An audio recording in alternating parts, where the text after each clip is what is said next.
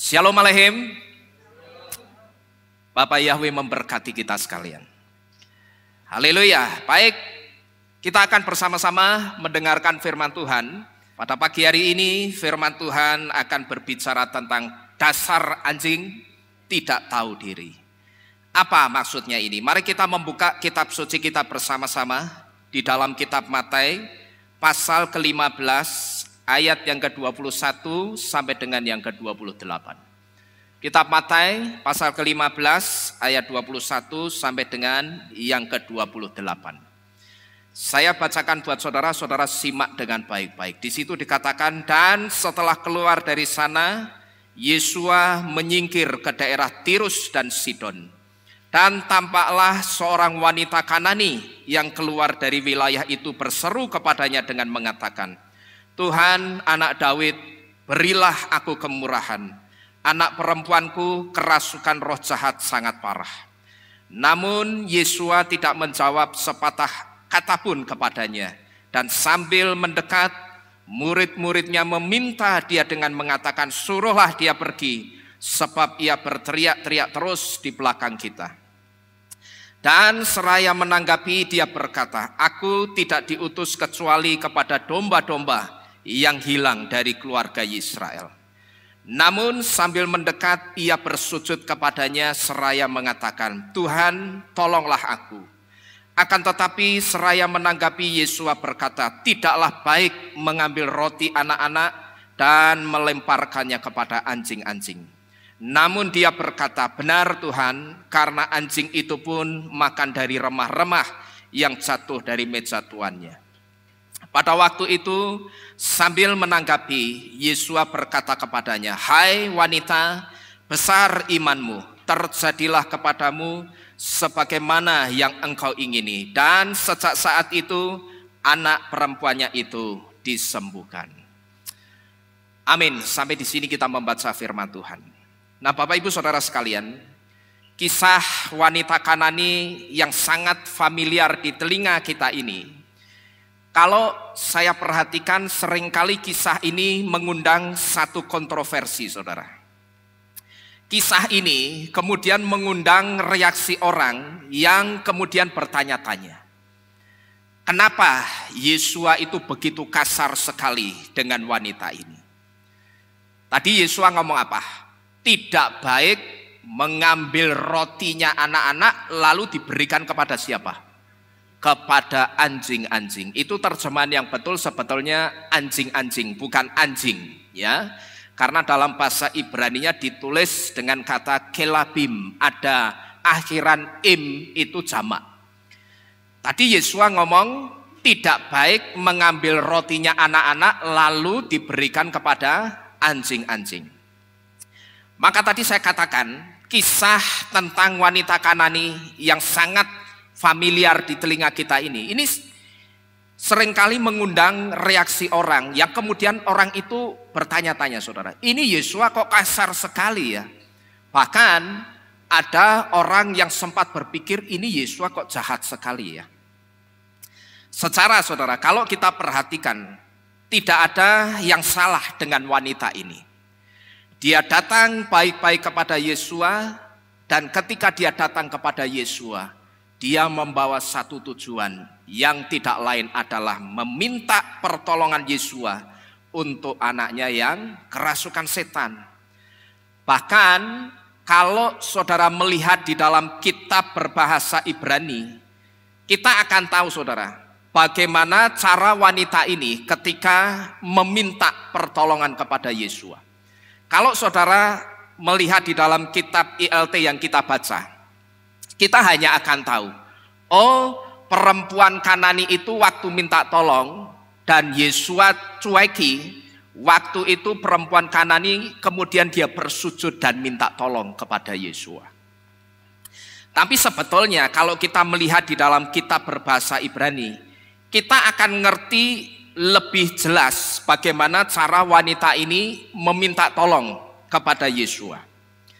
Dalam kitab berbahasa Ibrani, sikap wanita ini ditulis dengan wahi ba'ah, watistahulo. Nah saudara, Coba perhatikan kata tistahu di situ. Kata tistahu artinya bow down atau membungkukkan diri. Dan membungkukkan diri di sini ini juga bisa berbicara tentang membungkuk hormat. Tapi kalau saudara perhatikan di dalam kitab ILT kita, ILT hanya menerjemahkan dengan kata apa ini? Bersujud. Yaitu bisa saudara lihat di ayat yang ke-25. Nah terus pertanyaannya yang benar yang mana Pak? Saya katakan semuanya benar, tidak ada yang salah dengan dua terjemahan ini. Baik ketika diterjemahkan dengan kata membungkukkan diri atau membungkuk hormat, ataupun ketika diterjemahkan dengan kata bersujud. Tidak ada yang salah di antara keduanya, semuanya benar. Nah berarti kalau tidak ada yang salah di antara keduanya dan semuanya benar, ini artinya sebelum bersujud, wanita Kanani ini dia membungkukkan tubuhnya terlebih dahulu untuk memberi hormat kepada Yesua. Jadi dua terjemahan ini benar.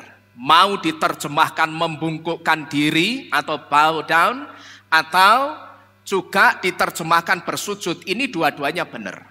Karena wanita Kanani ini ternyata sebelum dia bersujud, dia bungkukkan tubuhnya terlebih dahulu untuk memberi penghormatan kepada Yesua. Dan kalau kita perhatikan di sini saudara, begitu sungguh-sungguh usaha wanita ini meminta pertolongan kepada Yesua. Saudara-saudara sekalian, kalau kita berbicara tentang membungkukkan tubuh atau membungkukkan badan sebagai bentuk penghormatan, ada satu bangsa yang juga melakukan kebiasaan seperti ini saudara. Orang Jepang itu juga punya kebiasaan membungkukkan badan mereka sebagai tradisi untuk menghormati orang lain, di mana tradisi tersebut disebut dengan ojiki. Dan ojiki itu bermacam-macam, banyak sekali ojiki. Yang pertama ada ojiki yang namanya ojiki esaku. Ojiki esaku ini artinya membungkuk salam. Dan ketika mereka melakukan ojiki esaku, mereka membungkukkan badannya kurang lebih dengan sudut 15 derajat.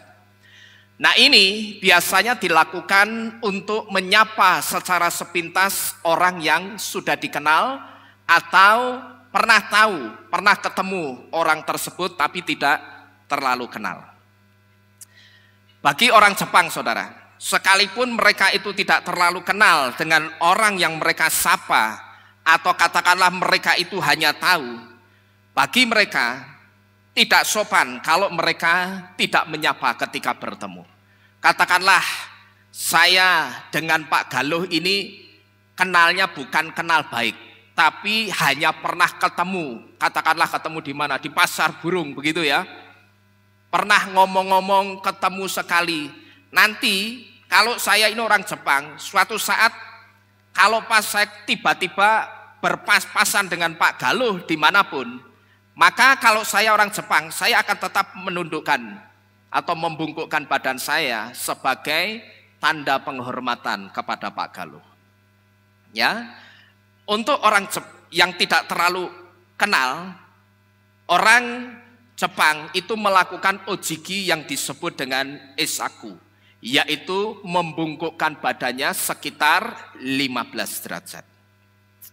Lalu setelah ojiki esaku, itu juga ada ojiki yang namanya keire atau membungkuk hormat. Dan ketika orang Jepang melakukan ojiki keire, mereka akan membungkukkan badannya sekitar 30 derajat. Biasanya ini dilakukan kepada orang yang lebih tua, dilakukan kepada pimpinan atau orang yang jabatannya lebih tinggi, atau dilakukan ketika menyapa pelanggan, dan juga dilakukan ketika sedang berterima kasih kepada seseorang. Bahkan kalau saya perhatikan saudara, ketika orang Jepang itu sedang teleponan dengan seseorang yang lebih tua, atau katakanlah sedang teleponan dengan atasan mereka, mereka itu juga membungkukkan badan mereka sambil teleponan, saudara. Ya, sekalipun yang ditelepon tahu enggak kalau mereka sedang membungkukkan begini. Ya, kalau ditelepon sama atasannya kan orang Jepang mau, hai, hai, ya kan gitu, hai, pasti kan gitu. Nah kira-kira pada waktu hai sambil bungkuk-bungkuk gini, yang ditelepon ngerti enggak? Enggak ngerti, wong lewat telepon. Tapi karena sudah menjadi tradisi mereka menghormati siapapun yang lebih tua atau atasan mereka, maka secara otomatis badan mereka itu akan melakukan ojiki, saudara, atau membungkukkan badan. Ini kalau di Jepang. Tapi kalau di Indonesia juga begitu, ya. Di Indonesia kalau saudara perhatikan orang telepon itu tangannya latah. Ngerti maksudnya? Coba kalau saudara perhatikan orang Indonesia telepon tangannya mesti latah. Kalau pas apa? Ngancer-nganceri alamat di telepon. Rumahmu itu sajane sing di. Lah kamu sampai mana? Ini aku sudah sampai Indomaret. Indomaret yang pinggir jalan. Ya bener. Ya wes, itu sebelah Indomaret kan ada jalan. Kamu masuk mentok ketemu perapatan menggok kanan. Nanti ketemu pertelon menggok kiri, terus bablas sampai ketemu bunderan, puteri bunderan 3 kali, terus belok kiri, mentok rumah paling pojok. Nah padahal yang diajak telepon ngerti enggak kalau dia begini-begini? Enggak ngerti. Ini bedanya orang Jepang sama orang Indonesia. Ya, kalau orang Jepang telepon, ditelepon atasnya dia hai, hai. Ya toh, tapi kalau di sini tangannya latah. Begini-begini, ikut ngancer-nganceri. Nah, padahal yang ditelepon dia nggak ngerti pada saat tangannya begini-begini, ya toh. Bahkan orang Jepang, saudara, itu juga tidak hanya membungkukkan badannya kepada orang, tapi juga membungkukkan badannya kepada kereta api yang mau berangkat. Ini pernah saya tanyakan, juga pernah diterapkan di Indonesia. Saya pernah konfirmasi dengan seorang teman yang ada di kereta api Indonesia, katanya benar. Cuman katanya pada waktu itu juga masih pro kontra. Ada yang setuju dan ada yang tidak setuju. Nah lalu kemudian ada juga ojiki yang namanya saikeire, yaitu ojiki dengan membungkuk hormat tertinggi. Dan ketika mereka melakukan saikeire, mereka akan membungkukkan badan mereka sekitar 45 derajat. Nah ini adalah cara membungkuk yang mempunyai arti yang sangat dalam, yaitu untuk menunjukkan rasa bersalah, tapi bisa juga sebagai permintaan maaf atas kesalahan besar yang pernah dibuat oleh orang tersebut, saudara. Lalu ada juga ojiki yang kalau saya perhatikan tidak disebutkan istilahnya dalam bahasa Jepang itu apa, tidak disebutkan. Tapi masih ada satu lagi, yaitu membungkuk berlutut atau membungkukkan badan sampai kepalanya itu menyentuh lantai atau bersujud. Nah ini adalah cara membungkuk yang mempunyai arti yang juga amat sangat dalam. Biasanya dilakukan pada saat upacara-upacara keagamaan, dilakukan untuk permintaan maaf ketika seseorang melakukan kesalahan fatal seperti kesalahan yang sampai mengakibatkan kematian orang lain, dan dilakukan juga ketika mereka orang-orang Jepang menghormati kaisarnya pada zaman dulu. Nah ini adalah tradisi membungkukkan badan di Jepang, saudara.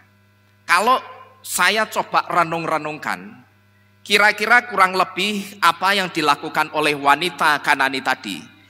Dia itu membungkuk seperti di dua ojiki yang terakhir, yaitu membungkuk hormat tertinggi dan membungkuk dengan berlutut atau bersujud.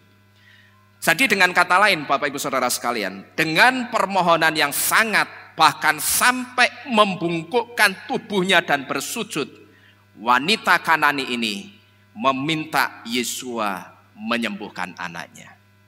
Jadi dari sini saudara, kalau kita perhatikan sikap wanita Kanani ini, Saya yakin saudara dan saya pasti sependapat bahwa tidak ada yang salah ketika wanita Kanani ini meminta pertolongan Yesua. Dan kalau kita perhatikan dengan sungguh-sungguh dan penuh rasa hormat, wanita Kanani itu membungkuk dan bersujud kepada Yesua. Nah, sekarang kalau kita sudah ngerti, kita sudah coba analisa, kira-kira pose membungkuknya wanita Kanani ini seperti apa? Dan kita sudah ngerti kira-kira seperti di 2 OJG yang terakhir. Dan saya yakin juga ketika dia minta pertolongan Yesua dengan mengatakan, Tuhan tolonglah aku, sembuhkan anakku. Saya yakin wanita Kanani ini ngomongnya tidak mencak-mencak saudara. Pasti dia datang kepada Yesua dan dia ngomong dengan sangat halus karena dia sedang minta pertolongan Yesua. Nah tapi kenapa ketika wanita Kanani ini meminta pertolongan Yesua, dalam tanda kutip dengan kasar, Yesua itu justru menjawab, tidaklah baik mengambil roti anak-anak dan melemparkannya kepada anjing. Kalau Yesua ngomongnya seperti ini kan sama saja Yesua itu sedang menganggap wanita Kanani ini apa ini? Anjing gitu loh. Paham saudara ya? Sampai di sini pikiran kita itu mungkin sama dengan kebanyakan orang. Yesua kok kasar ya? Yesua kok jahat ya? Masa orang minta tolong malah dikatain anjing? Nah ini kan sama saja Yesua itu sedang ngomong juga apa? Dasar anjing, ndak tahu diri. Ini kan sama saja Yesus sedang ngomong seperti itu saudara. Ya, karena apa? Ketika ada orang datang minta tolong, Yesus justru ngomong apa? Ndak baik ngambil rotinya anak-anak lalu dilemparkan kepada kelabim atau dilemparkan kepada anjing-anjing. Nah ini sama saja Yesus itu juga sedang ngomong dasar anjing, ndak tahu diri kamu. Di sini saudara, kita tidak boleh ikut-ikutan berpikir dengan cara berpikir orang yang ada di luaran sana. Yang ketika melihat kasus ini, melihat ucapan Yesua ini, kemudian mereka berpikir, Yesua kok jahat ya? Yesua kok kasar ya? Di sini kita tidak boleh melihat ucapan Yesua ini secara letterleks. Karena kalau saudara melihat ucapan Yesua secara letterleks seperti ini, saya katakan benar kalau Yesua itu kasar. Dan benar juga kalau Yesua itu jahat. Cuman masalahnya Yesua yang kita kenal itu Yesua yang baik atau Yesua yang jahat? Yesua yang baik. Yesua yang saya katakan tidak pernah menolak siapapun orangnya yang meminta pertolongan. Termasuk wanita Kanani ini. Sekalipun saya katakan perempuan ini sempat dikatai anjing dulu oleh Yesua. Nah terus bagaimana Pak? Kita harus melihat ucapan Yesua ini. Karena bisa jadi saudara, di luaran sana oleh orang-orang dari iman seberang, ayat ini pernah dipakai untuk mendakwa iman kita. Orang-orang Kristen itu pernah berusaha dijatuhkan imannya pakai ayat ini. Ya, mereka ngomong apa? Coba kamu lihat Tuhanmu itu. Tuhan kok kasar, Tuhan kok jahat. Loh memangnya kenapa sama Tuhanku? Ya coba kamu lihat, masa ada orang minta tolong malah dikatain anjing. Ini kan Tuhanmu berarti kasar, Tuhanmu itu jahat. Kalau Tuhanku tidak seperti itu. Jangankan minta kepada Tuhanku, tidak usah minta sampai Tuhanku, baru minta tolong kepada umatnya. Oh umatnya itu akan dengan langsung gotong royong membantu. Asal saudara tahu, selain soal foto Yesua yang dijadikan ayat atau dijadikan dakwaan untuk mendakwa iman percayanya orang-orang Kristen, ayat ini juga seringkali dipakai oleh orang-orang yang ada di luaran sana untuk mendakwa iman percaya kita. Ya, mereka katakan apa? Coba kamu lihat Tuhanmu itu jahat banget itu loh. Masa ada orang minta tolong dikatain anjing? Ini kan Tuhanmu kasar dan jahat. Di sini saudara, kalau kita menghadapi statement seperti ini, kita harus bisa jawab. Jangan saudara begitu diomongi Tuhanmu jahat, saudara main pelongar tidak bisa jawab itu. Ya, percuma saudara ibadah mendengarkan firman, duduk berjam-jam, neng begitu diomongi orang di luaran sana, lihat itu Tuhanmu jawab, apa Tuhanmu jahat, Tuhanmu kasar, kita main pelongar belongap gitu, ya percuma ibadah. Ya toh, saudara harus bisa jawab. Jangan sampai kita tidak bisa jawab, karena kalau sampai kita tidak bisa jawab, itu sangat berisiko tinggi untuk iman percaya kita. Perhatikan ini baik-baik. Kalau setiap kali kita didakwa orang dari iman seberang memakai ayat-ayat yang ada di dalam kitab suci kita, lalu kita tidak bisa jawab, perhatikan baik-baik. Ini sangat berisiko tinggi untuk iman percaya kita. Kenapa saya katakan sangat berisiko tinggi? Karena kalau kita perhatikan saudara, coba saudara perhatikan, berapa banyak orang yang kemudian meninggalkan Tuhan, itu hanya karena apa? Hanya karena terpojok atau kepojok dengan statement yang saya katakan statementnya itu statement murahan, statement gondies, saya nyebut, ya, statement murahan seperti ini. Statement murahannya apa aja? Salah satunya ngomong apa? Statement murahannya. Coba aku mau tanya, mana foto asli Yesua Tuhanmu? Nah, orang Kristen ini bingung, tidak bisa jawab, pelongar delongap begitu. Saya tak jawab, ya tidak ada. Oh, zaman dulu belum ada tukang foto, zaman dulu belum ada tustel, belum ada kodiak, gitu loh. Tidak akan ada fotonya. Maka saya sebut statement seperti ini, pertanyaan yang berusaha untuk menjatuhkan iman kita. Tapi saya katakan dengan tegas, pertanyaan seperti ini cuman statement murahan saudara, statement gondies ini ya. Nah kalau cuman dengan statement murahan seperti ini kita tidak bisa jawab, hati-hati. Itu sangat berisiko untuk iman percaya kita loh. Karena kalau kita perhatikan berapa banyak orang yang kemudian jadi mu'alaf, pindah keyakinan dan meninggalkan Tuhan hanya karena gara-gara apa? Kepojok gitu loh, dengan dakwaan-dakwaan yang memakai ayat kita sendiri. Jadi kalau saudara ditanya itu harus bisa jawab. Maka setiap kali ada pengajaran, saudara perhatikan baik-baik. Ya, saudara perhatikan baik-baik. Kalau perlu saudara foto, enggak usah catat. Kalau catat kelamaan, nanti kalau saya sudah ganti kan hilang. Tinggal saudara foto jepret, dan nanti saudara pelajari lagi di rumah. Nanti suatu saat saudara ketemu dengan orang-orang seperti ini, saudara akan dengan gampang menjawab. Saudara tidak perlu kebingungan dan tidak perlu ketakutan. Ya, karena sekali lagi di luaran sana itu banyak orang yang kemudian meninggalkan Tuhan hanya gara-gara mereka tidak bisa jawab ketika diberhadapkan dengan satu pertanyaan soal iman percaya mereka sendiri. Kalau ditanya soal iman percayanya agama lain, tidak bisa jawab, itu wajar. Tapi kalau sampai kita ditanya soal iman percaya kita sendiri, kita tidak bisa jawab. Nah ini kebangetan. Yang kebangetan itu bukan yang tanya, tapi yang kebangetan kita sendiri. Saudara perhatikan ini baik-baik. Di sini saudara, satu hal yang harus kita ketahui. Kita itu harus selalu ingat bahwa kalau Yesua ngomong, itu pasti ada maksudnya. Amin.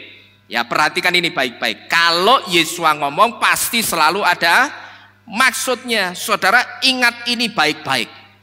Termasuk saya katakan ketika Yesua mengatai wanita Kanani ini dengan anjing, itu mesti ada maksudnya.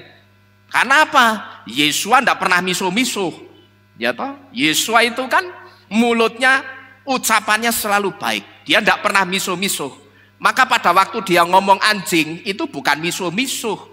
Dia bukan sedang mengata-ngatai begitu saja, tapi mesti ada maksudnya. Saudara perhatikan ini baik-baik. Ini kata kuncinya. Kata kuncinya, kalau kita mendengarkan apapun yang kita rasa itu kontroversi di dalam kitab suci, perhatikan baik-baik bahwa setiap kali Bapak Yahweh atau Yesua itu ngomong pasti ada maksudnya. Ya, perhatikan ini baik-baik. Nah, kalau kita sudah diberitahu bahwa di setiap ucapan Yesua itu selalu ada maksudnya. Berarti tanyanya itu harus dirubah. Pertanyaannya harus dirubah. Pertanyaannya itu bukan Yesua kok kasar ya, Yesua kok jahat ya. Pertanyaannya bukan itu. Tapi pertanyaannya harus dirubah dengan kenapa Yesua sampai mengatai wanita Kanani ini anjing. Sampai di sini dulu saudara paham? Paham ya? Pertanyaannya harus dirubah supaya saudara tidak kebingungan seperti mu'alaf itu. Mereka kebingungan, lalu mu'alaf karena apa? Ya karena pada waktu ditanya bingung, tidak bisa jawab. Nah di sini kita tenang. Kalau menghadapi seperti itu kita tenang. Kita minta hikmat Roh Kudus harus menjawab apa. Saya percaya dengan hikmat Roh Kudus, saudara pasti bisa menjawab setiap pertanyaan apapun itu. Nah di sini pertanyaannya harus dirubah dulu. Jangan Yesua kok kasar ya, Yesua kok jahat ya. Tapi dirubah dengan kenapa Yesua itu sampai mengatai wanita Kanani ini anjing. Ini pertanyaan yang benar seperti ini saudara. Karena dengan pertanyaan seperti ini kita tidak akan kebingungan dengan sikapnya Yesua. Ya kan? Dengan pertanyaan seperti ini kita tidak akan bingung dengan sikapnya Yesua yang ngomongi wanita Kanani itu anjing. Dan dengan pertanyaan ini juga kita itu juga bisa melihat maksud di balik setiap ucapan Yesua yang saya katakan kontroversial. Sekalipun saya katakan seekor anjing itu juga punya sifat yang baik. Anjing itu setia, lalu anjing itu juga apa? Dia tahu membalas kebaikan yang diberikan kepadanya. Coba saudara, katakanlah saudara tidak punya anjing, tapi saudara lihat anjing di jalan, lalu saudara jahat. Begitu ada anjing, saudara ambil batu, saudara lempar, saudara boleh buktikan. Sampai kapanpun, jahatnya saudara ini akan diingat-ingat terus sama anjing. Tapi demikian pula sebaliknya, saudara baik sama anjing, sampai kapanpun, anjing itu juga akan selalu ingat kebaikan saudara. Saya ingat saudara, karena saya itu orang penyayang anjing. Saya masih ingat, saya pernah punya anjing dan itu sangat saya sayangi. Kalau setiap pagi, dulu saya ingat saya mau sekolah, jam 5:30 anjing itu mesti sudah naik ke kasur saya. Dia tidur di sebelah saya, dia dusel-dusel, dia bangunin saya saudara. Nah di situ tak lus-lus. Nanti kalau mau sekolah tak lus-lus dulu, tak sayang-sayang. Nanti pulang sekolah dia jemput saya, tak lus-lus lagi, tak sayang-sayang. Begitu anjing saya mati, suatu hari saya diajak Pak Yakub, waktu itu pelayanan ke Jakarta. Nah pada waktu saya bangun pagi mempersiapkan untuk kami melanjutkan pelayanan ke Bandung kalau tidak salah pada waktu itu. Saya sudah selesai mandi, saya nunggu Pak Yakub mandi. Nah pada waktu saya selesai mandi, saya jalan-jalan di komplek perumahan itu saudara. Saya lihat-lihat, wah rumahnya bagus-bagus ya, karena memang perumahan elit. Tapi ternyata pada waktu saya lihat kanan kiri begini, di belakang saya itu saya ternyata dikejar anjing saudara. Nah yang punya itu teriak-teriak, sini, manggil-manggil anjingnya. Tapi saudara tahu, begitu anjing itu dekat sama saya, dia buntutnya kipat-kipik, ya kipat-kipat gitu. Seneng sambil lonjak-lonjak. Saya pegang ya enggak apa-apa. Nah yang punya ngomong, maaf ya Pak, mohon maaf sekali. Oh enggak apa-apa. Ya saya juga seneng kok sama anjing. Padahal rentang waktunya itu lama saudara. Bertahun-tahun. Dari anjing saya mati sampai saya dikejar anjing. Itu rentang waktunya sangat lama sekali. Tapi kok anjing ini bisa ngerti antara orang yang jahat sama anjing dengan orang yang sayang anjing. Lalu kita juga bisa melihat saudara, sifat baik anjing itu melalui seekor anjing yang namanya Haji atau Hachiko, yang adalah anjing yang sangat setia sampai mati kepada tuannya yang bernama Profesor Hidesaburo Ueno. Nama anjing ini sebetulnya Haji, bukan Hajiku. Ditambahi ko belakangnya itu untuk memberi penghormatan kepada anjing ini. Karena apa saudara? Karena Haji itu sangat setia dilihat oleh orang-orang Jepang dengan tuannya. Ceritanya suatu hari Haji itu setiap hari selalu mengantarkan Profesor Ueno berangkat kerja sampai di stasiun kota. Nama stasiunnya kalau tidak salah Shibuya, kalau tidak salah nama stasiunnya.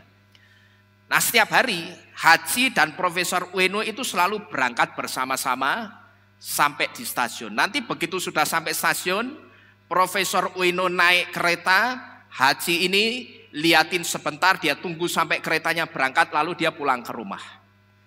Nanti begitu jam 5 sore tepat, Haji itu balik dan sudah ada di stasiun Shibuya lagi, menunggu Profesor Ueno pulang dari mengajar di salah satu universitas yang ada di Jepang. Dan itu dilakukan demikian setiap hari saudara. Sampai suatu hari seperti biasa Haji mengantarkan Profesor Ueno berangkat bekerja. Begitu sampai di stasiun dia tunggu Profesor Ueno sudah naik kereta dan keretanya sudah berangkat, Haji kembali ke rumah. Lalu sore harinya Haji ini kemudian kembali untuk menjemput Profesor Ueno majikannya. Tapi ternyata ditunggu 5 menit, yang biasanya Profesor Ueno itu sampai jam 5 tepat di stasiun Shibuya. Tapi ternyata pada waktu itu jam 5 tepat Profesor Ueno belum juga kelihatan. Lalu ditunggu lagi 5 menit, tidak kelihatan. Ditunggu setengah jam juga tidak muncul-muncul Profesor Ueno-nya. Ditunggu sampai malam, sampai besok paginya, dan seterusnya. Ternyata Profesor Ueno tidak pernah muncul lagi pulang dari tempatnya mengajar ke stasiun Shibuya. Dan ternyata Profesor Ueno sudah meninggal dunia di kampus tempat dia mengajar. Saudara tahu, apakah setelah Haji ini mungkin ngerti tuannya mati, kemudian dia tidak lagi ke stasiun? Oh enggak saudara. Setiap hari dia tetap pergi ke stasiun. Setiap hari dia pergi ke stasiun. Ya, dia selalu menunggu di stasiun, dia perhatikan setiap kereta demi kereta yang singgah di stasiun itu untuk dia perhatikan jangan-jangan tuanku datang hari ini. Tapi ternyata singkat cerita sampai Haji mati, Profesor Ueno juga tidak kunjung datang. Haji ada di stasiun Shibuya menunggu tuannya sampai mati. Nah ini adalah contoh sifat seekor anjing yang sangat setia kepada tuannya. Tapi kalau kita perhatikan ucapan Yesua tadi saudara kepada wanita Kanani tadi, kata anjing yang keluar dari mulut Yesua untuk wanita Kanani tadi, saya perhatikan ini bukan berbicara soal pujian kesetiaan. Ketika Yesua ngomong, tidak baik ambil makanannya, rotinya anak-anak lalu diserahkan kepada anjing-anjing. Saya perhatikan kata anjing di situ ini tidak sedang berbicara soal pujian kesetiaan kepada wanita Kanani tersebut. Tapi maksud Yesua mengatakan seperti itu maksudnya lain. Nah di sini saudara, yang pertama-tama kita harus tahu dulu, kata anjing dalam bahasa Ibrani itu ditulis dengan kata kelef. Kelef berasal dari 2 kata, yaitu kulo dan lev. Yang kemudian kulo dan lev ini dibaca kulo lev. Kemudian kulo itu dari kata kol yang artinya all atau semua. Dan lev artinya adalah apa? Heart atau jantung. Secara letterlux, kelef atau kulolev itu artinya all heart atau jantung semua gitu loh saudara. Ini kalau secara letterlux. Kelef atau kulolev itu artinya all heart atau jantung semua. Nah, All heart atau jantung semua ini menunjuk kepada karakter seekor anjing atau kelef yang bertindak semata-mata karena keinginan jantungnya. Dulu saya ingat, saya pernah memberitahu soal ini saudara, bahwa ruah atau roh ini diasosiasikan dengan pemompa darah, yaitu jantung atau lev. Nah, darah yang dipompa ke seluruh tubuh ini adalah analogi dari keinginan daging. Dan dari lev atau jantung inilah keluar dorongan-dorongan keinginan daging dan keluar juga kehendak pribadi, bukan dari hati seperti yang selama ini kita pahami. Selama ini seringkali kita memahami kalau kita punya kehendak, kita mengatakan apa? Hatiku menghendaki. Sebetulnya kata-kata ini keliru saudara. Karena yang punya kehendak itu bukan hati. Tapi yang punya kehendak itu apa? Heart atau jantung. Nah maka kalau kita perhatikan, kalau katakanlah kita mau melakukan sesuatu yang tidak baik, sesuatu yang tidak benar, yang deg-degan itu apanya? Jantungnya, bukan hatinya. Kalau hati deg-degan protol, ya, yang deg-degan itu jantungnya. Karena jantung itu punya mata yang disebut dengan mata jantung, yang dalam istilah kedokteran itu disebut dengan S-anode. S-anode itu mata jantung. Jadi kalau kita nyebut yang benar itu bukan mata hati tapi mata jantung. Nah begitu mata jantung atau S-anode itu menerima sinyal dari otak, kalau kita mau melakukan sesuatu yang tidak baik, maka jantung kita seringkali apa? Bergetar. Jantung kita berdetak kencang. Deg-degan gitu loh. Yang deg-degan itu jantungnya. Nah lalu apa kaitannya wanita Kanani ini dengan julukan anjing? Wanita Kanani ini dijuluki anjing karena dia datang dari bangsa yang tidak tunduk kepada Torah Yahweh. Perhatikan ini baik-baik. Wanita Kanani ini sampai dijuluki anjing oleh Yesua. Itu karena dia datang dari satu bangsa di mana bangsa itu tidak tunduk kepada Torah Yahweh. Bahkan bangsa ini sempat atau pernah membuat bangsa Israel memberontak kepada Torah Yahweh. Tidak cuma memberontak kepada Yahweh, tapi memberontak kepada Torah Yahweh. Bangsa yang bertindak atas dasar dorongan-dorongan daging dan bangsa yang bertindak atas dasar kehendaknya sendiri. Kalau kita perhatikan baik-baik di sini saudara, sebetulnya berarti ketika Yesua itu mengatai anjing kepada wanita ini, sasarannya Yesua itu sebetulnya bukan kepada wanita ini. Paham tidak sampai di sini saudara? Sekarang kita sudah ngerti ya. Wanita Kanani ini dijuluki anjing karena dia datang dari bangsa yang tidak tunduk kepada Torah Yahweh. Bahkan bangsa ini dulu sempat membuat bangsa Israel biji matanya Bapak Yahweh yang hidupnya itu harus dengan Torah.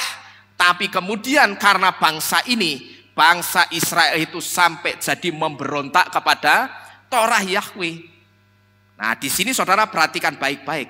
Kalau kita perhatikan baik-baik di sini, sebetulnya ketika Yesua ngomongi wanita Kanani itu anjing, sasarannya Yesua itu sebetulnya bukan kepada perempuan itu, tapi kepada siapa? Bangsa dari wanita ini. Gitu loh saudara, paham ya? Jadi Yesua nyasarnya itu bukan kepada perempuan itu, tapi kepada bangsa dari wanita ini. Cuman pertanyaannya sekarang, memang siapa wanita Kanani ini? Wanita Kanani ini, dia adalah seorang Yunani dari ras Siro-Fenisia. Coba kita baca bersama-sama di dalam kitab Markus 7, 24-26. Markus 7 ayat 24 sampai 26. Di situ dikatakan, dan setelah bangun dari sana, dia pergi ke perbatasan Tirus dan Sidon. Dan setelah masuk ke dalam sebuah rumah, Dia berharap tidak seorang pun mengetahui, tetapi dia tidak dapat bersembunyi. Sebab setelah mendengar tentang Yesua, seorang wanita yang anak perempuannya mempunyai roh najis, sambil datang ia bersujud di kakinya. Dan wanita itu adalah seorang Yunani, seorang Sirofenisia berdasarkan ras. Dan dia memohon kepadanya agar dia mengusir roh jahat dari anak perempuannya. Jadi ini, kalau saudara itu mau tahu kenapa Yesua itu seolah-olah kasar dengan wanita Kanani ini, ya, saya katakan wajar saudara. Kalau Yesua itu sampai nyebut wanita Kanani ini anjing, yang secara tidak langsung juga Yesua itu juga sedang ngomong apa? Dasar anjing, ndak tahu diri, gitu loh ya. Jadi ketika wanita Kanani ini datang minta tolong kepada Yesua, Yesua ngomong apa? Tidak baik mengambil rotinya anak-anak lalu diberikan kepada anjing-anjing. Bayangkan saudara, yang datang perempuan Kananinya itu satu atau lebih dari satu, saya tanya. Cuman satu. Tapi Yesua ngomongnya apa? Tidak baik ngasih roti kepada anjing-anjing. Gitu loh. Jadi kalau dikatakan anjing-anjing ini sudah sangat kasar. Tapi saya katakan wajar kalau Yesua nyebut wanita ini anjing-anjing, yang secara tidak langsung juga Yesua itu juga sedang ngomong apa? Dasar anjing, kamu tidak tahu diri. Ya, karena apa? Karena bangsa dari wanita ini atau bangsa Yunani itu adalah bangsa yang tidak tunduk kepada Torah Yahweh. Dan bangsa Yunani itu juga pernah membuat bangsa Israel memberontak kepada Torah Yahweh. Buktinya apa? Coba saudara ingat peristiwa, latar belakang peristiwa Hanukah. Adanya peristiwa Hanukah itu karena pernah ada peristiwa penajisan bait suci oleh orang-orang Yunani. Karena pada waktu itu, karena sikapnya orang Yahudi sendiri yang membuka diri untuk pola imannya orang Yunani, maka orang Yunani pada waktu itu merasa apa? Seperti dikasih pintu masuk untuk kurang ajar sama Torah dan juga untuk kurang ajar sama bait suci. Maka pada waktu itu sempat terjadi satu peristiwa yang saya katakan sangat menjijikkan, di mana pada waktu itu bait suci, meja persembahannya yang harusnya ada di atas meja persembahan itu anak domba, anak binatang domba, tapi diganti apa? Cempe. Tahu cempe? Cempe itu apa? Anak babi. Anak anunya apa jenenge? Babi ki apa? Oh, genjik kok cempe, ya. Yang harusnya anak domba diganti genjik. Genjik ditaruh di atas meja persembahan lalu disembelih, darahnya diciprat-cipratkan lalu dibakar, lalu genjik itu dipersembahkan kepada Baal. Tapi itu dilakukan di mana? Di dalam bait suci. Maka pada waktu itu peristiwa ini menggugah hati seorang keluarga Makabe. Dan pada waktu itu keluarga Makabe bersama anaknya Yehuda Makabe, mereka kumpulkan orang. Coba kamu lihat bait suci tempat kita berdoa, bait suci tempat kita belajar Torah, bait suci tempat kita saling menguatkan satu dengan yang lainnya. Sekarang kamu lihat bait suci kita sudah dinajiskan oleh orang-orang Yunani. Sekarang saya minta siapa yang masih mau menjaga kekudusan Torah dan bait suci, ikut aku ke gunung. Dan kita akan perang dengan orang-orang najis itu. Singkat ceritanya, mereka perang dan Bapak Yahweh menolong mereka. Dan bangsa Israel memenangkan peperangan itu. Maka lahirlah peristiwa Hanukah. Jadi wajar saya katakan kalau Yesua ngomongi wanita ini anjing-anjing. Karena apa? Karena bangsa atau kebangsaan dari wanita ini pernah membuat bangsa Israel yang adalah biji matanya Bapak Yahweh itu jadi memberontak kepada Torah. Jadi sebetulnya saudara, yang dijuluki anjing itu bukan wanita Kanani tadi, tapi bangsa atau kebangsaan dari wanita tadi. Tapi ngatainya lewat siapa? Lewat wanita tersebut. Paham saudara ya? Jadi bukan perempuan itu yang sedang dikatain anjing-anjing, tapi bangsanya atau kebangsaannya perempuan itu, cuman ngatainya lewat siapa? Wanita Kanani tersebut. Sampai di sini dulu.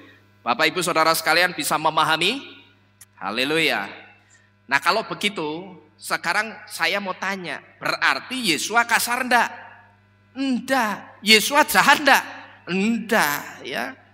Yesua sekalipun dia Tuhan, tapi Yesua itu juga pribadi yang sangat taat kepada Torah.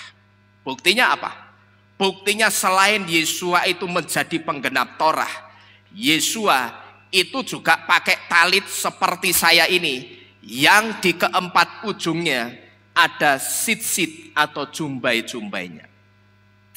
Yesua itu juga taat kepada Torah, sekalipun dia sebagai Torah Hayim atau Torah yang hidup, karena dia adalah penggenap dari Torah itu sendiri. Tapi Yesua itu juga taat loh sama Torah. Buktinya apa? Yesua itu juga pakai talit seperti saya ini, yang saya pakai ini, yang di keempat ujungnya seperti ini. Ini ada sit-sitnya, ada jumbai-jumbainya seperti ini. Ya, ada jumbai-jumbainya seperti ini. Di mana saudara kita bisa melihat Yesua pakai jubah yang ada sit-sitnya? Di mana kira-kira? Coba kita buka Matius 9 ayat 20-21.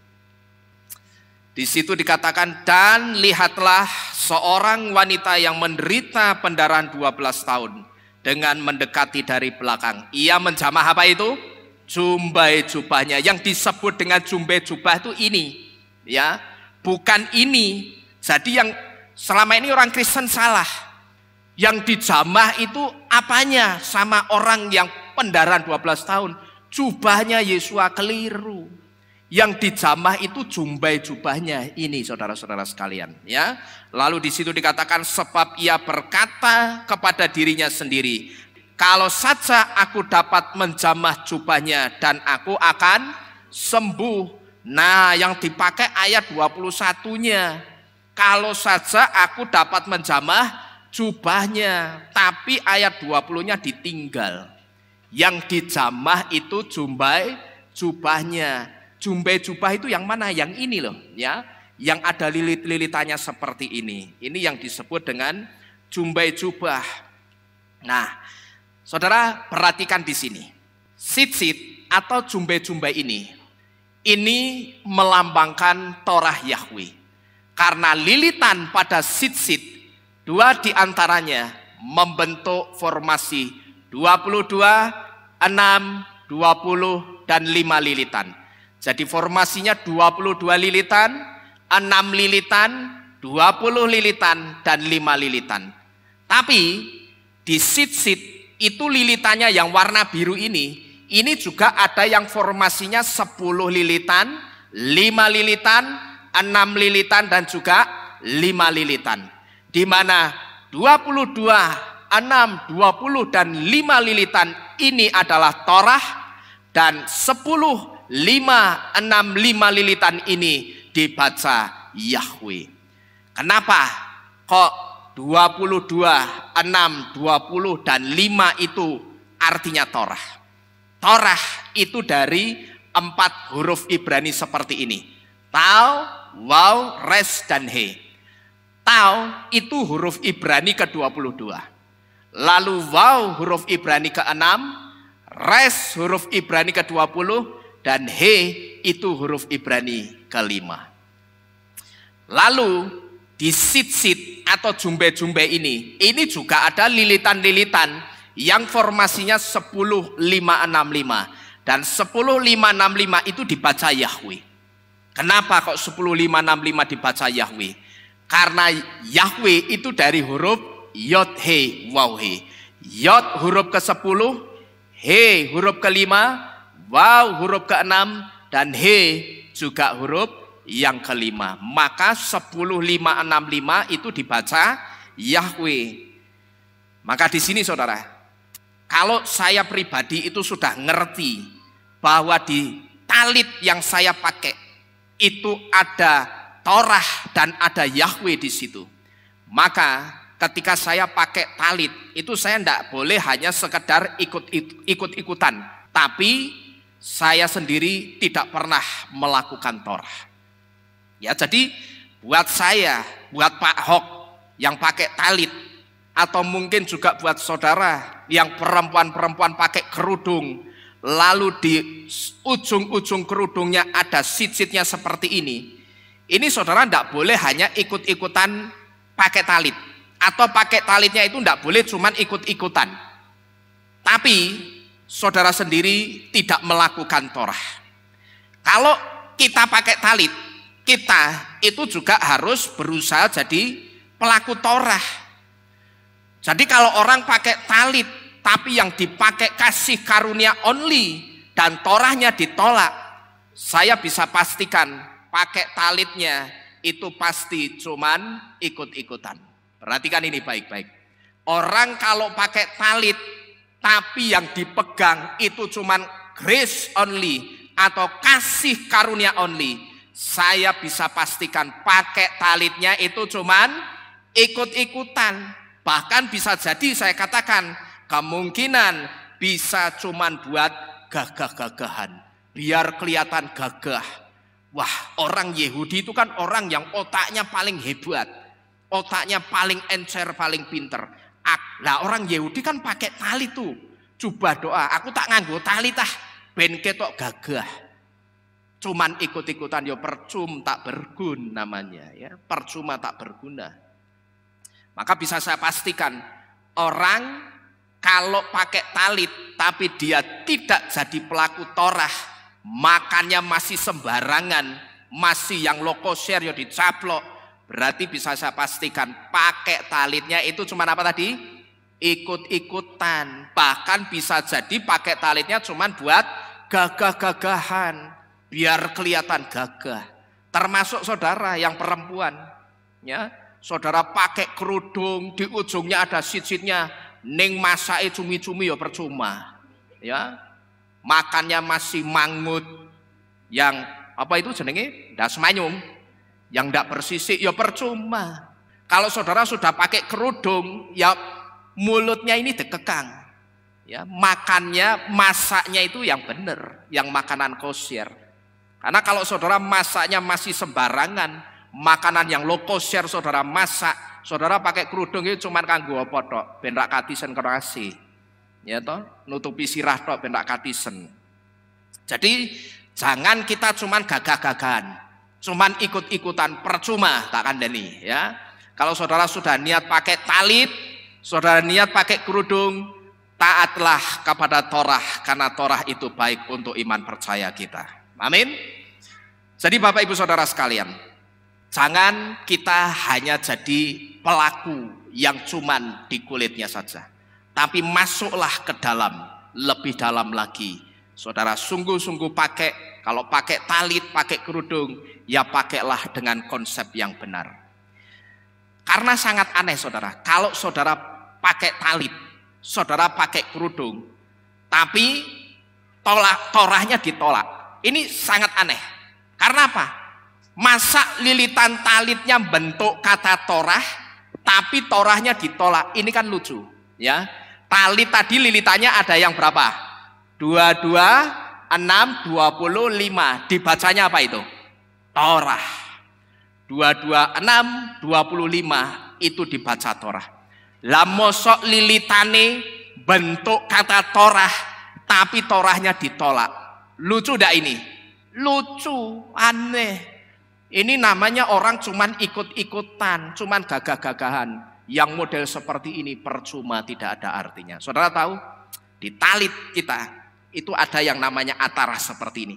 Kalau saya doa saya pakai seperti ini, maka atarah atau mahkota itu akan melindungi saya dari serangan kuasa kegelapan. Ya, kalau pas saya berdoa, saya pakai talit saya seperti ini, Dan yang saudara lihat tulisan ini namanya atarah. Ini juga bisa disebut sebagai mahkota. Ketika saya pakai, pas saya berdoa, saya kerudungkan di atas kepala saya. Itu artinya saya sedang meminta mahkota perlindungan Bapa Yahweh, yaitu mahkota kemuliaan Elohim Yahweh. Supaya apa? Pada saat saya berdoa, kalau ada anak panah kuasa kegelapan yang ditebar dan diarahkan kepada saya, maka mahkota perlindungan itu akan melindungi saya dengan sempurna. Ya, jadi ini bukan tidak ada artinya, saudara. Ini kain biasa, harganya murah. Yang kalau asli Israel, yang asli tenunan, itu yang gadol paling-paling harganya cuma 4-5 juta. Ya, murah toh? Murah enggak? Murah, menun sendiri ora iso. Ya, bundeli benang sendiri kangelan, murah. Kalau yang begini sekitar 300-400 ribu, enggak mahal. Ini murah, saudara bisa membeli, menjangkaunya. Tapi kalau pakainya enggak ngerti konsepnya percuma. Jadi ngerti dulu, ya.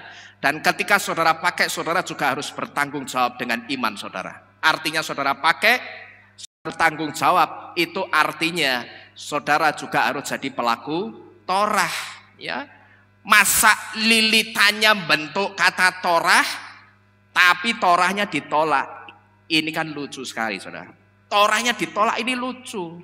Wong fungsi utama sit-sit atau jumbe-jumbe yang ada di talit, itu kan sebagai reminder atau pengingat untuk mengingatkan kita kepada semua mitzvot atau perintah Yahweh yang ada di dalam Torah. Ini sama seperti halnya dengan mesusah yang ada di setiap kusen rumah orang-orang percaya Bapa Yahweh. Kalau saudara masuk ke Kehilat ini, di kusen saudara lihat ada mesusah. Lalu ketika orang Yahudi keluar dari rumah, dia akan pegang mesusah itu. Yang pertama, ketika dia pegang itu artinya mesusah yang selalu ada 3 huruf Sin Dalet Yod yang dibaca Shaddai atau Yahweh Maha Kuasa. Orang Yahudi itu disuruh ingat-ingat. Kamu ketika ada di luar sana, jangan pernah takut karena kamu punya Yahweh yang berkuasa. Kemudian yang kedua, mesusah itu juga untuk mengingatkan orang itu dengan Torah Yahweh. Artinya ingat ketika kamu bepergian dan ada di luaran rumahmu, di jalan itu rentan loh dosa. Artinya hati-hati, kalau sampai ada sesuatu yang tidak benar yang memancing keinginanmu, kehendakmu, itu jangan pernah kamu lakukan. Misalkan ada handphone gembletak gitu, kita ngerti bukan punya kita, ya rasa tengok-tengok, bablas, ya. Dengan kita pegang Torah artinya seperti itu. Kita pegang Torah, lalu kita ingat, oh tadi pada waktu aku mau berangkat pergi, aku sudah diingatkan supaya tanganku itu bersih. Aku tidak mengambil apa yang bukan menjadi hakku. Lalu bagaimana kalau kita nemu handphone dan tidak ada yang punya? Boleh tidak kita ambil? Boleh, tapi tetap nyalakan handphonenya. Jangan dipateni. Itu sama saja, saudara itu sebetulnya sedang kepingin handphone itu, tapi SIM cardnya jabut. Ya dinteni saya tunggu tidak ada yang telepon, ya rano mbok jabut. Ya toh. Jadi kalau kita nemu, ya kita hidupkan sampai yang punya itu menghubungi dan kita kembalikan. Artinya kita ambil tujuannya untuk apa? Menyelamatkan gitu loh. Barangkali kalau kepegang orang lain, barang itu tidak akan kembali kepada siapa yang punya. Ya jadi aneh kalau orang pakai talit tapi menolak Torah. Karena fungsi utama sit-sit atau jumbe-jumbe yang ada di setiap talit itu mesti ada jumbe-jumbenya. Dan itu fungsinya adalah sebagai reminder atau pengingat untuk mengingatkan kita kepada semua mitzvot atau perintah Yahweh di dalam Torah. Nah ini dengan kata lain, jumbai-jumbai itu akan mengingatkan kita supaya hidup menyenangkan jantungnya Bapa Yahweh. Bukan terus-terusan memenuhi keinginan jantung kita sendiri seperti kelef atau anjing yang hidup dan bertindak semata-mata karena keinginan jantungnya sendiri. Bener enggak? Orang yang hidup tidak seturut Torah itu seperti anjing.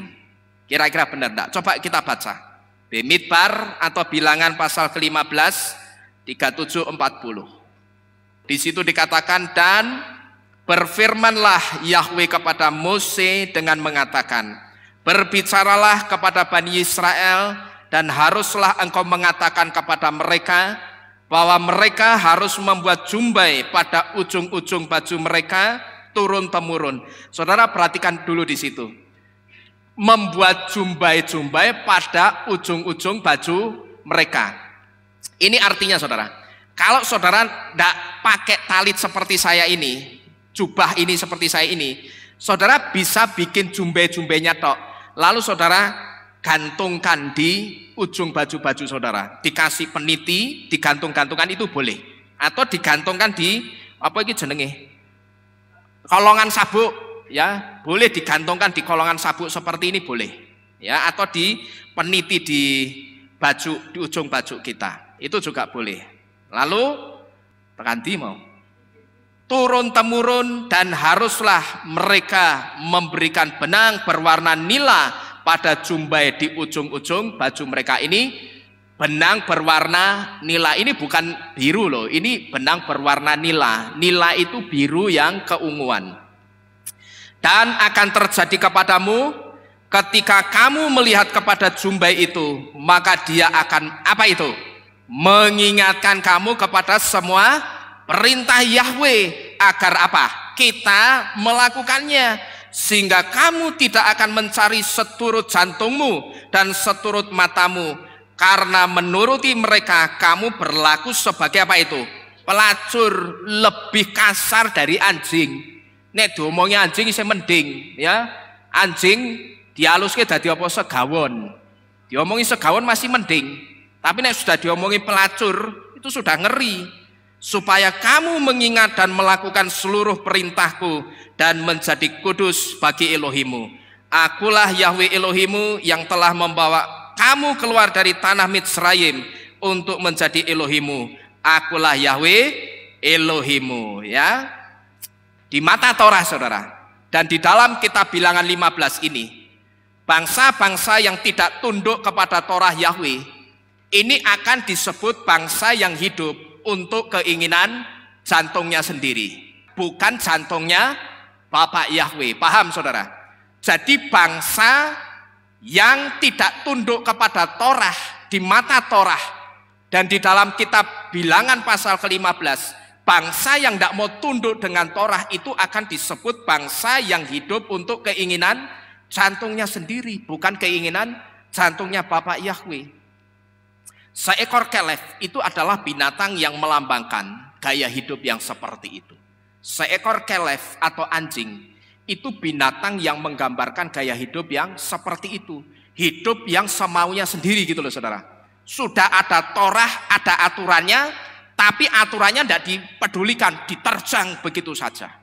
Nah kalau kita seperti ini, ya apa bedanya kita dengan kelef? Dari wanita Kanani yang tidak langsung mendapat pertolongan Yesua ketika meminta pertolongan kepada Yesua ini saudara, kita bisa menarik satu pelajaran yang sangat penting. Saya katakan kita tidak hanya bisa menarik pelajaran yang penting, tapi kita bisa menarik satu pelajaran yang sangat penting. Wanita Kanani ini adalah contoh konkret bagaimana orang yang keluar dari Torah Yahweh, orang yang menolak dan meniadakan Torah, dia tidak mendapat prioritas di hadapan Elohim Yahweh. Perhatikan ini baik-baik. Perempuan Kanani ini adalah contoh yang konkret, contoh nyata. Bagaimana ketika ada orang yang keluar dari Torah Yahweh, kemudian orang itu menolak, bahkan dia dengan beraninya meniadakan Torah. Boleh dia menolak, boleh dia meniadakan Torah sesuka hatinya, boleh dia keluar dari Torah, tapi asal kamu tahu, kamu adalah orang yang tidak akan pernah mendapat prioritas di hadapan Bapak Yahweh. Saudara perhatikan ini baik-baik ya. Saya di tempat ini sudah ngajar berkali-kali. Bahkan di dalam setiap pengajaran saya selalu tekankan, cintailah Torah Yahweh dan berusahalah melakukannya, sekalipun engkau baru bisa melakukan Torah itu dengan tertatih-tatih. It's okay, tidak jadi masalah. Tapi berusahalah melakukan Torah Yahweh. Nah saudara perhatikan ini baik-baik. Saudara berikan perhatian yang terbaik. Saudara yang sampai sekarang ini masih belum taat Torah. Saudara yang sampai sekarang ini masih main-main dengan Torah, mertanggung dengan Torah. Saudara yang sampai detik ini masih menolak Torah, bahkan dengan kesombonganmu, dengan keberanianmu, engkau meniadakan Torah. Baik itu engkau seorang jemaat atau engkau seorang pemimpin gereja. Perhatikan baik-baik bahwa wanita Kanani ini adalah contoh yang konkret. Dimanapun saudara mendengarkan saya berbicara sekarang ini, baik saudara yang ada di dalam Kehilat ini maupun saudara yang nonton video ini, saudara perhatikan baik-baik. Saudara yang sampai sekarang ini masih belum taat Torah, saudara yang masih main-main dengan Torah, masih mertanggung dengan Torah, saudara yang masih menolak Torah, bahkan saudara dengan berani, dengan sombong saudara mengatakan Torah tidak perlu lagi. Ingat baik-baik, engkau mau seorang jemaat atau seorang pendeta atau pemimpin gereja, wanita Kanani adalah contoh yang konkret, di mana orang yang keluar dari Torah Yahweh, dia tidak akan pernah mendapatkan prioritas dari Bapak Yahweh. Dia tidak akan pernah mendapatkan prioritas dari Elohim. Tapi orang yang mencintai dan melakukan Torah Yahweh dengan baik dan penuh tanggung jawab, sebetulnya dia sedang membawa kehidupannya ke dalam penyertaan Elohim Yahweh yang totalitas. Amin. Ketika saudara bisa mencintai Torah Bapak Yahweh, saudara lakukan dengan penuh tanggung jawab. Asal saudara tahu, tanpa saudara sadari, saudara itu sebetulnya sedang membawa kehidupanmu ke dalam penyertaan Elohim. Tapi penyertaan itu tidak hanya penyertaan yang biasa. Saya katakan penyertaan itu penyertaan yang totalitas. Saudara tidak mau mencintai dan melakukan Torah, saya katakan it's okay. Itu urusanmu ya. Bapak Yahweh tidak maksa. Keselamatan saja tidak dipaksa. Tak kasih tiket keselamatan mau? Tidak, aku sudah punya Tuhan sendiri. Ya wes gorom ini.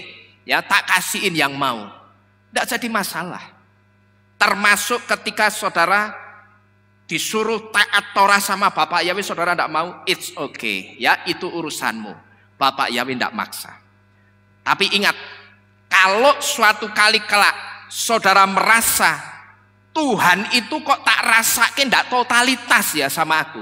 Perhatikan ini baik-baik.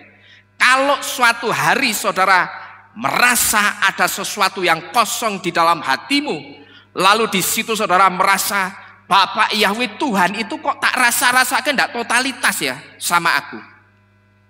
Ya ketahuilah, karena apa? Karena engkau sendiri juga tidak totalitas dengan Tuhan. Gitu loh saudara. Wong Tuhan sama Torah itu satu kesatuan utuh, tidak bisa dipisah-pisahkan. Torah itu Yahweh dan Yahweh itu Torah. Paham saudara? Ya. Yahweh atau Tuhan dengan Torah itu satu kesatuan yang utuh, tidak bisa dipisah-pisahkan. Torah itu Yahweh dan Yahweh itu Torah. Hati-hati. Saya diingatkan baru saja, kedatangan Yesua itu pasti tidak lama lagi. Kalau saudara masih sampai sekarang menolak Torah, saudara masih mertanggung, saudara tidak taat sepenuhnya dengan Torah, hati-hati. Ketaatan kita itu kunci keselamatannya. Ya, ketaatan kita itu kunci keselamatannya. bukan sekedar soal apa yang saudara makan. Soal item yang saudara makan itu cuman itemnya. Tapi yang dilihat Bapak Yahweh itu bukan itemnya. Bukan hanya ikan yang bersisik, bukan hanya binatang yang berkuku belah yang boleh dimakan, bukan hanya itu.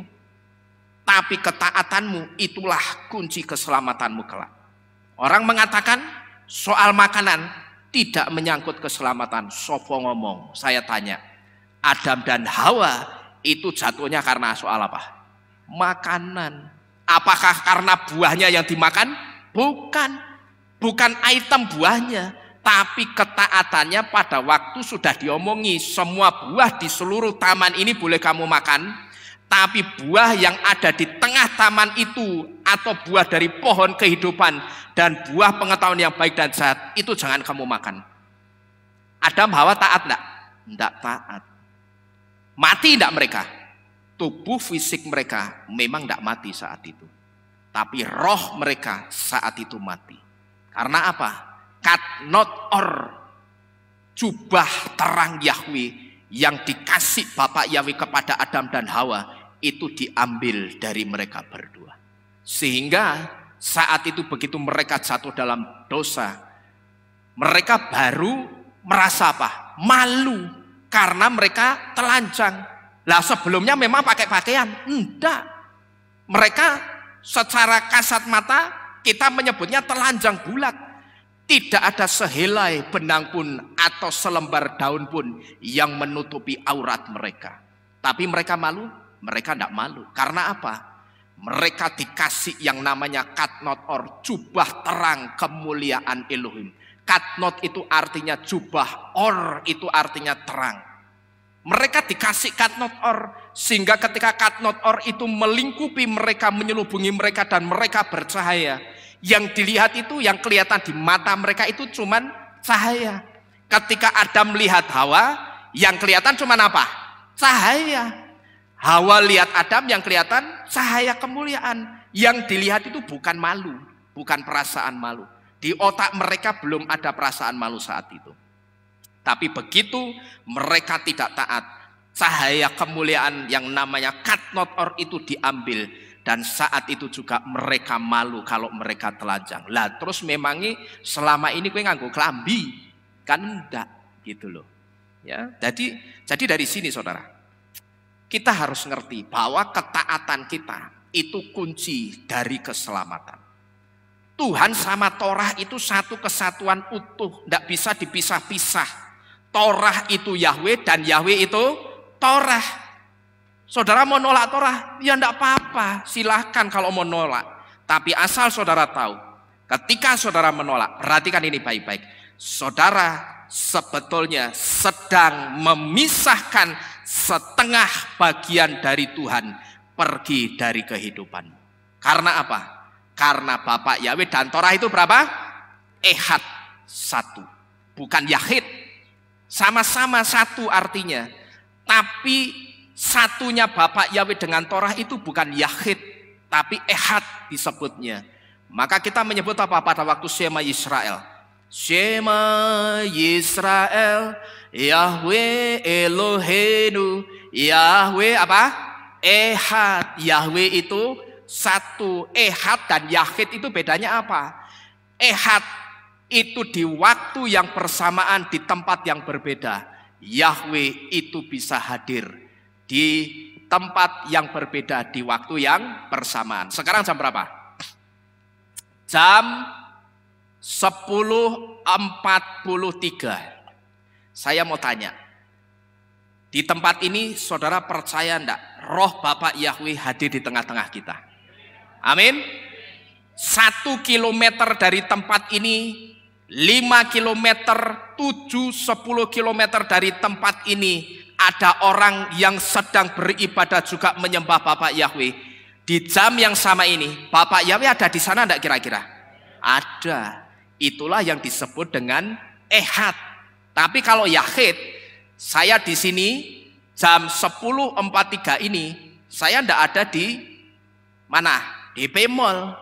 Ya, tapi saya ada di sini karena saya Yahid, gitu loh. Satunya manusia itu tidak bisa hadir di waktu yang bersamaan di tempat yang berbeda. Tapi kalau ehadnya Bapak Yahweh di waktu yang bersamaan, di jam yang sama, Roh Yahweh itu bisa hadir di tempat yang berbeda. Paham saudara? Ya. Jadi saudara boleh, katakanlah saudara mau menolak Torah, itu urusanmu. Tapi asal saudara tahu, ketika saudara menolak Torah, saudara, yang saudara lakukan itu sebetulnya engkau sedang memisahkan setengah bagian dari Bapak Yahweh. Karena apa? Karena Bapak Yahweh dan Torah itu ehad satu.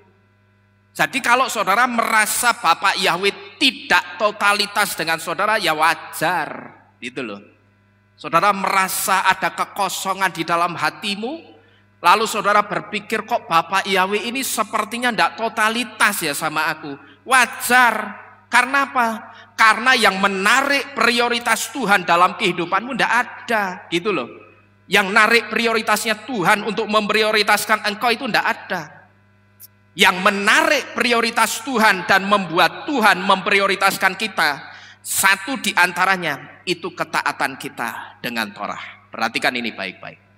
Selain kesetiaan saudara melayani, yang menarik prioritas Tuhan dan membuat Bapak Yahweh itu bisa memprioritaskan kita dalam segala hal, satu di antaranya yang membuat Tuhan memprioritaskan kita, itu adalah ketaatan kita dengan Torah.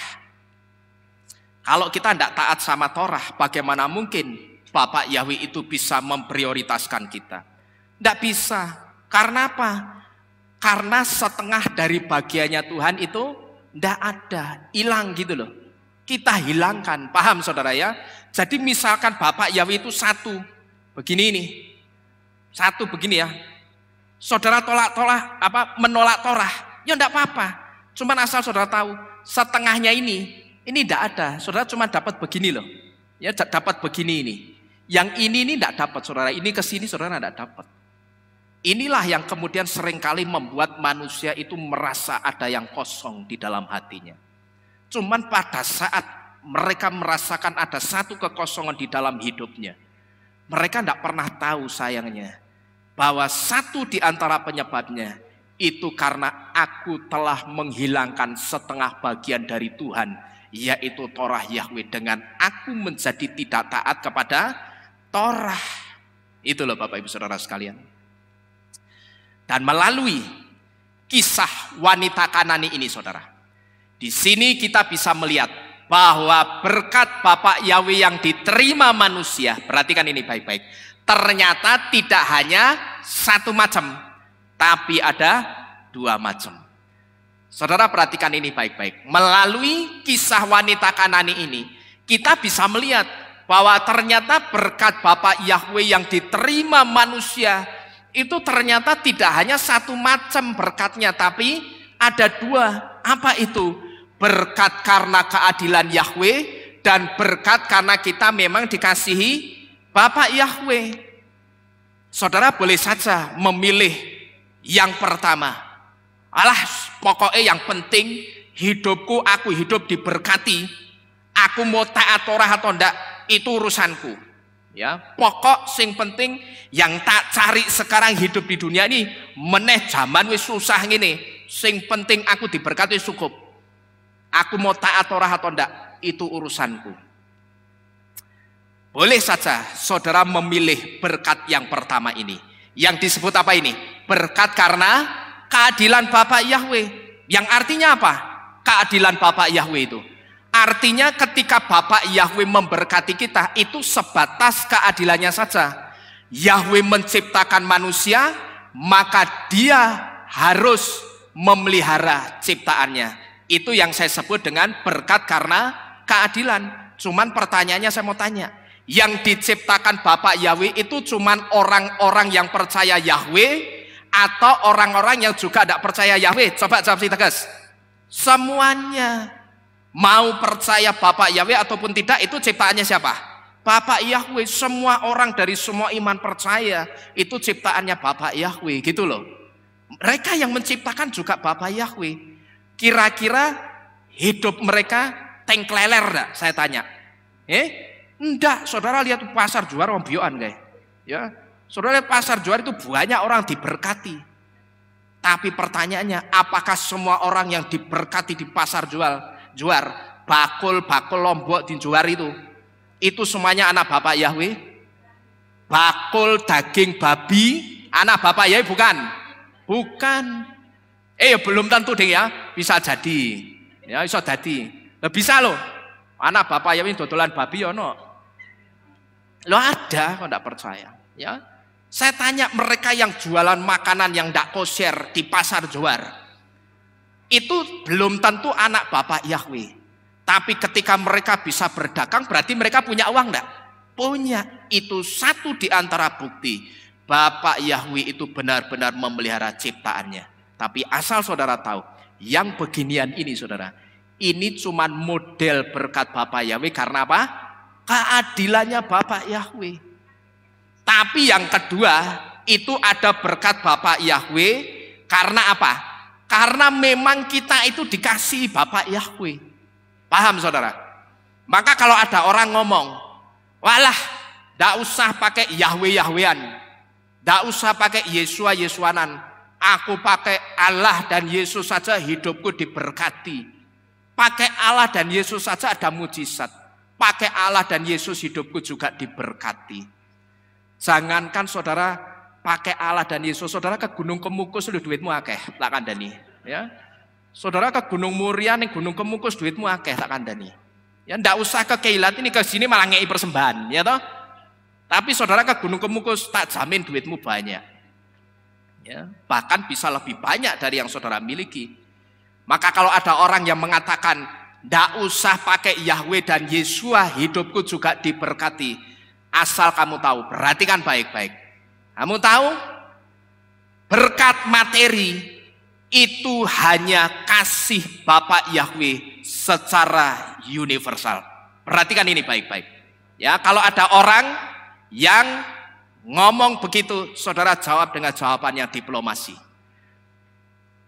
Berkat materi itu sebetulnya hanya kasih Bapak Yahweh secara universal. Artinya semua orang dari semua iman percaya, mau dia percaya Bapak Yahweh atau tidak, dia juga akan diberkati Bapak Yahweh. Tapi menerima nama Yahweh dan Yesua adalah kasih Bapak Yahweh secara eksklusif. Paham saudara? Enak mana kira-kira? Yang eksklusif apa sing ngombioan? Kalau saya maunya ya eksklusif, gua apa ombioan gitu loh. Nanti saudara akan ngerti kenapa kita harus terima yang eksklusif ya. Ini masih kira-kira 3 jam lagi, sanggup ya? Kan katanya lebih baik 1 hari di rumah Pak Nino. Jadi sekali lagi saudara boleh saja yang pertama mengatakan pokok yang penting aku diberkati, ya. Saudara boleh karena mungkin saudara merasa butuh, aku butuh berkat, aku butuh duit banyak. Wis pokok yang penting aku diberkatilah. Ya aku mau taat atau tidak itu urusan carry, nomor sekian. Boleh saja saudara memilih berkat yang pertama ini. Tapi asal saudara tahu, perhatikan ini juga baik-baik. Di berkat yang pertama ini, berkat karena keadilan Tuhan ini, tidak pernah ada yang namanya prioritas keselamatan. Pegang ini baik-baik. Di berkat yang pertama ini, yaitu berkat karena keadilan Tuhan, itu tidak pernah ada yang namanya prioritas keselamatan. Hanya mau dikei berkatnya ya, tak kei duit buat kamu bekal hidup. Ya sudah begitu. Duitnya habis, minta lagi, datang lagi. Tapi nanti begitu Yesua itu datang, mengaplon delongo plongar deloki. Iku wong kok padha peculutan munggah kabeh itu nopo? Karena ndak ngerti kalau itu orang-orang percaya yang suka dengan berkat yang karena dikasih Bapak Yahweh itu sedang diangkat naik ke Syamayim, ke awan-awan kemuliaan Yesua. Nah, makanya meng plongar-plongar kan nopo ya kok pating pecotot munggah-munggah kabeh. Jadi kenapa orang sampai seperti ini? Karena orang ndak ngerti. Yang dikejar pada waktu hidup itu cuma apa? Berkat gitu loh. Kasih karunia, grace. Yang penting kita hidup sekarang di bawah kasih karunia. Torah ora perlu. Ya terserah ya. Tapi asal saudara tahu, sekali lagi saya ulangi, di berkat yang pertama ini tidak ada apa tadi? Prioritas keselamatan. Tapi ketika kita diberkati karena memang kita itu dikasihi Bapa Yahweh, di situ tidak hanya berkat yang akan kita terima, tapi prioritas keselamatan juga diberikan untuk kita. Amin. Kalau kita milih berkat yang eksklusif, kita pokok buat hidup kita bagaimana caranya kita senangkan Tuhan, supaya kita dapat berkat yang karena kita memang dikasih Bapak Yahweh. Ketahuilah bahwa di dalam berkat yang kedua ini, tidak hanya berkat materi yang akan kita terima, tapi yang akan kita terima juga apa? Prioritas keselamatan dari Bapak Yahweh. Amin. Jadi cintailah Torah Yahweh dan biarkan Bapak Yahweh membawa hidupmu dalam penyertaannya yang totalitas. Amin. Cintai Torah Yahweh dan lihatlah, buktikan Bapak Yahweh pasti membawa semua aspek kehidupanmu dalam penyertaan Elohim yang totalitas. Bapak Yahweh memberkati kita sekalian. Kita bersama-sama tunduk di dalam doa. Kita akhiri firman pada pagi hari ini. Haleluya.